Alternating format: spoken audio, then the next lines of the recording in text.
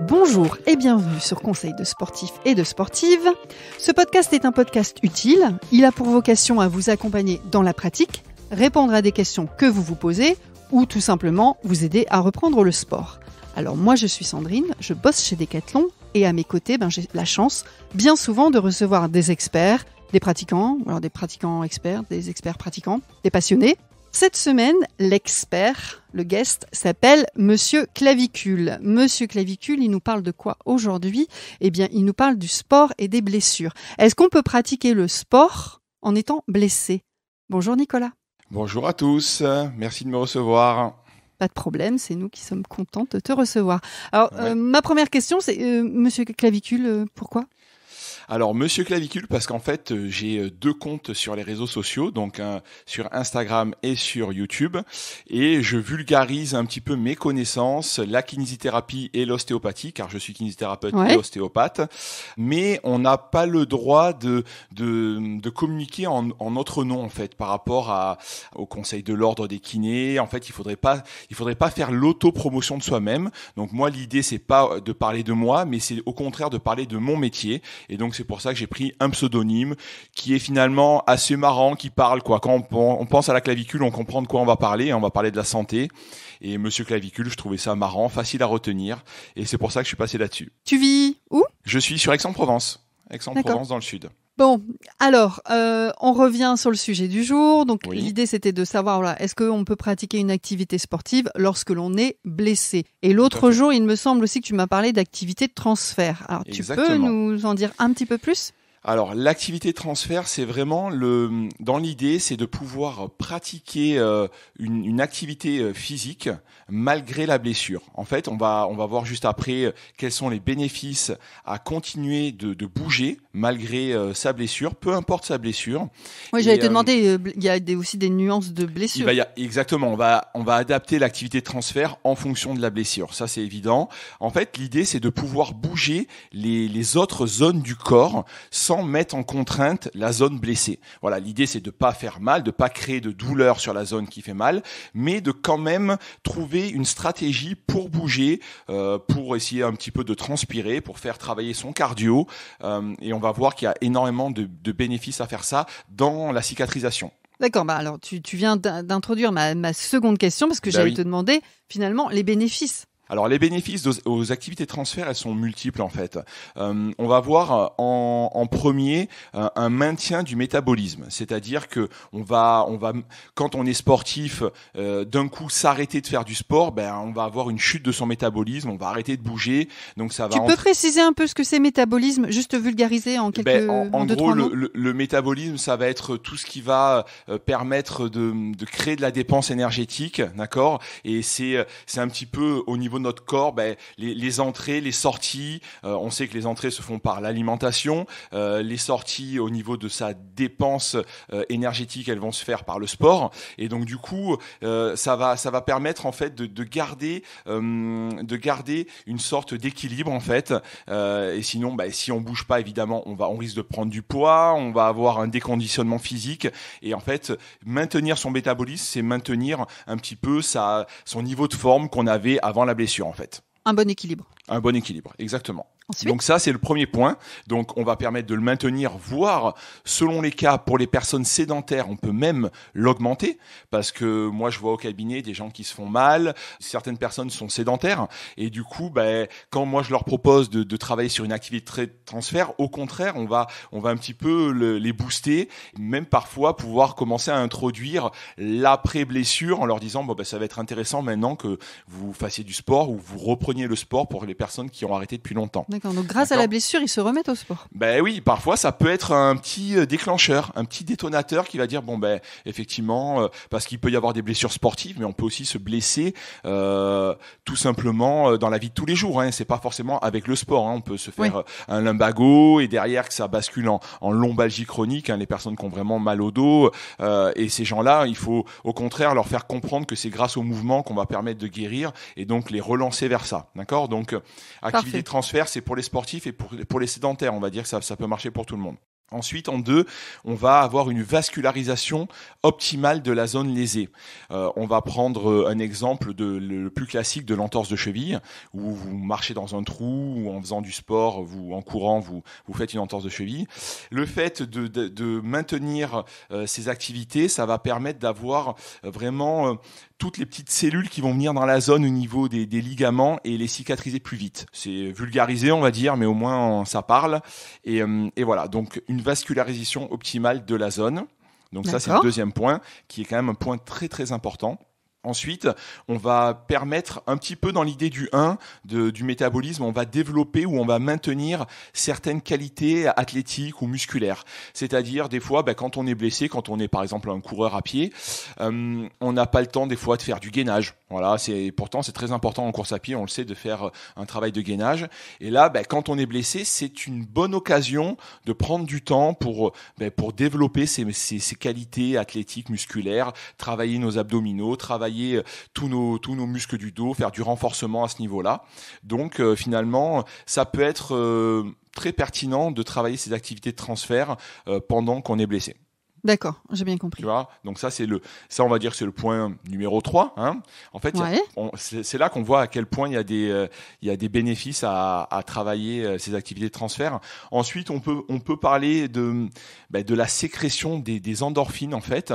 Pour le faire simple, l'endorphine c'est un petit neuropeptide qui va agir comme un neurotransmetteur et qui va être en fait antidouleur, qui va permettre de calmer les douleurs. Donc quand on est blessé, calmer ces douleurs, avoir un antalgique naturel, c'est quand même assez intéressant. Tu vois ? D'accord, ok. Donc en fait, la sécrétion, le sport va permettre de sécréter ces endorphines qui vont travailler aussi en concomitance avec la dopamine. La dopamine, on sait que ça agit sur le circuit de la récompense et ça permet une sensation de bien-être, de plaisir. Et c'est vrai que quand on fait du sport, on se sent bien, on se sent bien, ouais. Hein, on se sent vidé, on a une sensation de bien-être, de plaisir et de finalement joie. Ouais, c'est ça. Et finalement, quand on est blessé, on est un peu frustré, quoi. On est là, on se dit, je suis sportif, j'ai rien pouvoir faire pendant 1 mois et demi. C'est un peu la loose, quoi. Tu rumines, tu fais la tête. Voilà, un peu de rumination et tout ça, on va le voir dans le point suivant. Ça a des effets délétères sur la cicatrisation. Donc, du coup, c'est très intéressant sur le côté antidouleur et sur le côté sensation de bien-être. Ouais, valorisation aussi peut-être, non ? Tu vois, valorisation, estime de soi, valorisation. Exactement. Donc l'idée c'est d'arriver à transpirer un peu, d'arriver à faire monter un peu son cardio pour que notre cerveau, parce que les endorphines sont sécrétées par notre cerveau, arrive à sécréter cette substance et avoir ces effets très intéressants. Voilà. Parfait. Donc, parfait. En dernier point, sur les activités de transfert vont permettre d'être optimiste. Alors pourquoi être optimiste ? On se dit, je vois pas trop le lien avec ça. En fait, le lien, c'est que quand on est optimiste, on guérit beaucoup plus vite, beaucoup mieux. C'est prouvé scientifiquement que les personnes qui, comme on parlait tout à l'heure, ruminent, on est un peu dans le phénomène catastrophisme, on est là, négatif, noir, sombre. Ouais, c'est ça, exactement. Et on sait que si on reste optimiste, on augmente largement nos chances de guérison. Donc ça, c'est vraiment un point c'est presque le point le plus important. C'est quand on se blesse, quand on a mal, il faut vraiment arriver à se dire, à avoir vraiment un côté vraiment positif en se disant, je vais y arriver, je vais m'en sortir, j'ai la niaque, et tout ça, ça va vraiment avoir un énorme impact. On va vraiment optimiser notre guérison. Donc, c'est des points qui sont peu connus et c'est pour ça qu'il faut que les gens le sachent, que même malgré la blessure, il faut bouger. Après, il faut trouver la bonne activité. Est-ce qu'il y a des sports à pratiquer plus que d'autres pendant ces moments de blessure ? Alors, en fait, ça va être vraiment dépendant de la blessure. Comme je vous ai dit au début, ce qu'il faut vraiment garder en tête, c'est qu'il ne faut absolument pas mettre de contraintes sur la zone lésée. D'accord ? Parce qu'il y a des gens, des sportifs notamment, qui sont un peu trop gourmands, on va dire, qui veulent récupérer un peu trop vite. Et ces gens-là, il faut un petit peu les calmer. Donc si on commence à leur dire c'est bon, tu peux reprendre le sport, là vous êtes sûr qu'ils vont y aller à fond et ça va partir. Ils vont mettre en contrainte la zone et ça aura un aspect, un effet délétère, quoi. Donc c'est plutôt une histoire de dosage. Voilà, on est sur du dosage, on est très progressif.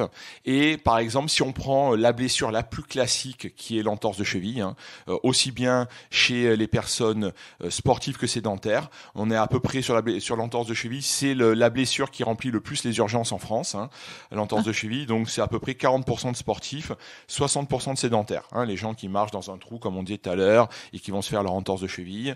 Voilà, chez ces gens-là, on va plutôt leur proposer, par exemple rapidement, de monter sur un vélo d'appartement. On peut faire du vélo d'appartement avec une entorse de cheville. Ça va mettre très peu de contraintes quand on va pédaler. Et finalement, on peut un petit peu travailler le côté cardiovasculaire très, très simplement. Ça n'empêche pas, quand on a une entorse de cheville, de faire des abdominaux, de faire du gainage. Même si c'est douloureux, on peut faire du gainage que sur une jambe. Ouais, on peut il y a des astuces. Ouais. On peut travailler le haut du corps avec des élastiques, voilà, assis tranquillement. Il y a plein d'exercices quand on a une entorse de cheville. Voilà. Il y a plein d'exercices sur ta chaîne YouTube justement avec les élastiques, etc. Il y a plein de choses, il y a plein de bons exemples à prendre sur ta chaîne. Je suis en train de me dire, peut-être qu'il faut se faire accompagner quand même alors par des experts comme toi. C'est vrai que dans tous les cas, quand on est blessé, moi j'invite les gens à les consulter. C'est le premier geste à faire, aller voir son médecin. Derrière, aller faire évidemment des séances de kinésithérapie, à faire une rééducation. On parlait de l'entorse de cheville. Il y a beaucoup trop de gens qui ont des entorses de cheville et qui ne vont pas se faire soigner. Et derrière, ça entraîne des séquelles. Donc attention, faites-vous accompagner. Là, votre kinésithérapeute pourra vous proposer des activités de transfert. Quand vous faites, des blessures, des tendinopathies, une tendinopathie au niveau de l'épaule, de la coiffe des rotateurs, ça n'empêche pas d'aller faire du vélo. Coiffe des rotateurs. La coiffe des rotateurs, c'est au niveau d'une épaule douloureuse, quoi. Voilà, au niveau de ces petits tendons, au niveau de son épaule, qui est assez classique, ça n'empêche pas d'aller faire du vélo. Quand on a une aponevrosite plantaire, ou on appelle ça plutôt maintenant une fasciapathie plantaire, vous savez, la petite douleur au niveau du fascia plantaire, qui est assez classique quand on fait de la course à pied, ça n'empêche pas d'aller faire aussi du vélo, d'aller faire de la natation et de faire du gainage. Donc en fait, on trouve toujours des stratégies. On met en général son sport un petit peu plus en sourdine, où on l'adapte. On va travailler avec moins d'intensité, moins de volume. Et à côté de ça, on fait une activité, un autre entraînement, une activité de transfert qui va permettre de booster tous les points qu'on a vus juste avant. Oui, il y aura pas de frustration, il y aura encore de la sécrétion d'endorphine, il y aura de l'optimisme et tout ira bien. C'est ça. Mais évidemment, faites-vous accompagner par un thérapeute, c'est toujours intéressant, ou un coach sportif même qui peut vous proposer. Oui, bien sûr. Qui peut vous proposer une activité de transfert qui va être adaptée à votre pathologie. Et chez les personnes qui sont sédentaires, entrevoir la reprise du mouvement, parce que le meilleur médicament, c'est le mouvement. Donc c'est grâce à ça qu'on peut guérir. Voilà. Ah, j'aime bien cette phrase. Le meilleur médicament, c'est le mouvement. Ce qui veut dire aussi qu'une fois la blessure réparée, l'expert, donc que ce soit un coach ou mon kiné, etc., pourra me donner aussi les bonnes indications pour reprendre mon sport. C'est ça, sport que je faisais exactement. Avant. On appelle ça la réathlétisation. On va retourner sur le terrain, on va retourner dans notre sport. Et en fait, l'enjeu central, c'est de pas y aller trop fort, trop vite et trop fort. C'est là où on se reblesse, c'est là où on va de nouveau irriter notre zone, si c'est une tendinopathie, si c'est peu importe la blessure, même une entorse de cheville, c'est là où on va remettre trop de contraintes sur la zone. Donc il faut être très progressif, c'est vraiment l'idée. Et du coup, pour ça, il faut se faire accompagner, parce que les gens ont du mal à doser leur effort et souvent ils vont trop vite et en fait ils se reblessent. Donc et ça peut être vraiment un cercle vicieux où finalement on n'arrive pas à s'en sortir. Donc il vaut mieux être trop prudent, même se dire j'ai vraiment pas fait grand chose, mais c'est pas grave. On crée des petites adaptations tissulaires petit à petit, de jour en jour, et c'est comme ça qu'on revient à son niveau d'avant. Voilà, et c'est pas en y allant trop fort. Tu voyais autre chose à nous dire sur Je pense que là c'est assez complet.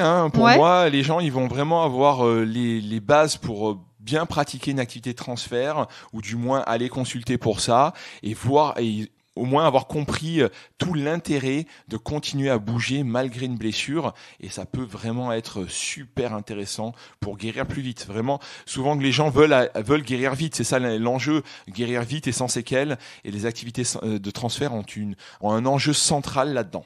Merci Nicolas, c'est clair, j'ai bien compris. On se retrouve la semaine prochaine pour parler des idées reçues sur les abdominaux. Alors, j'espère que tu vas pas briser tous mes rêves. Peut-être un petit peu, parce qu'il y a beaucoup de fausses croyances et d'idées reçues sur les abdos, hélas, et je pense que c'est bien de remettre les choses à plat là-dessus. Hein.